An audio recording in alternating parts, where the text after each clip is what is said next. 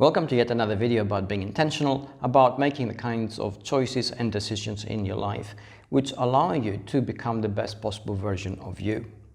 When we consider what I've just said, when we consider the sequence of events which leads us from a choice which is essentially abstract most of the time, to a decision which is a little bit more concrete, to an action which is tangible and visible because it leads to visible behavior, then when we consider, when we think, when we actually ask ourselves, what is it like to be intentional? What does it entail exactly?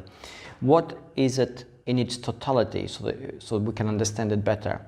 Well, being intentional means knowing how to behave so that you're the best possible version of you, which means that you're actually becoming a better person.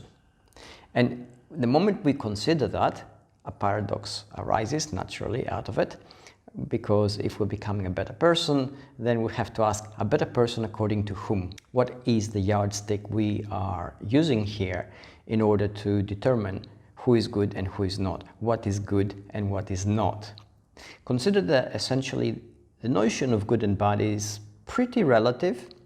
It depends on context every time, and it depends on a variety of factors which are not always consistent and a lot of times can probably be contradictory.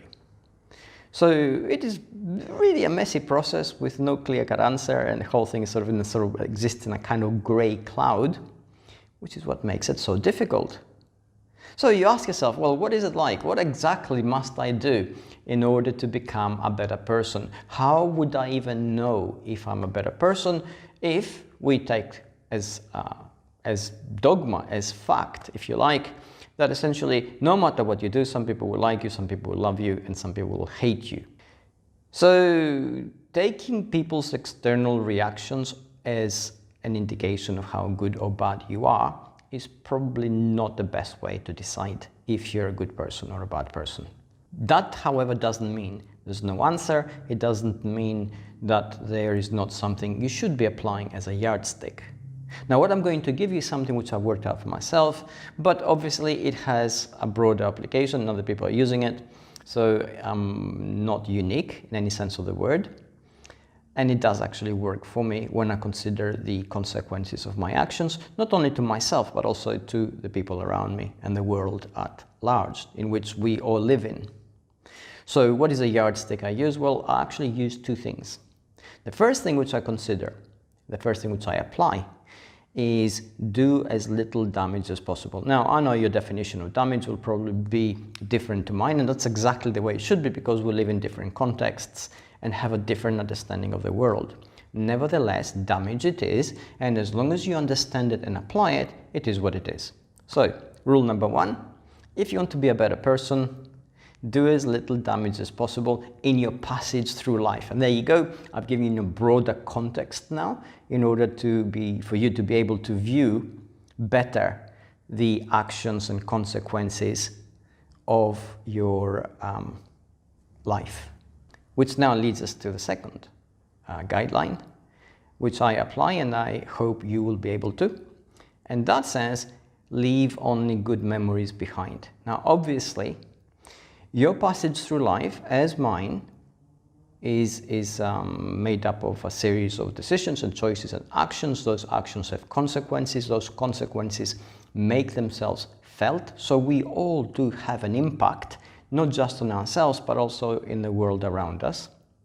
That impact does cause some kind of impression, which can be construed as damage to some extent by others and perhaps even by ourselves.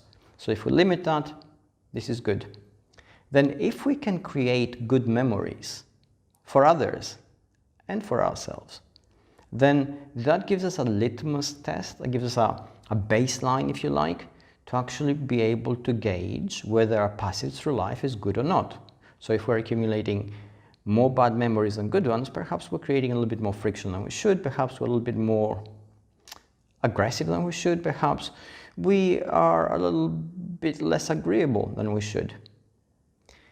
Which means we should reconsider some of our approach to some things. And now I'm leaving this particular element a little bit vague because I fully understand that your situation is different to mine and everybody else is going to be equally different to ours. Those two things. Let's recap. In our journey through life, number one, do as little damage as possible. Number two, strive to leave only good memories behind. Now, if you apply these two consistently, if you apply these two things as a filter or a prism through which you can actually see your actions, then I'm willing to bet that you're well on your way to becoming a better person than the person you are right now. I really hope this helps. Keep your emails coming. Don't forget to subscribe to this channel if you haven't already. Don't forget to check out the links in the description box below. There are more links to a lot of deeper things on the things we've just discussed. Thank you for joining me. Thank you for thinking about this. Thank you for being thoughtful. Take care. Love you all.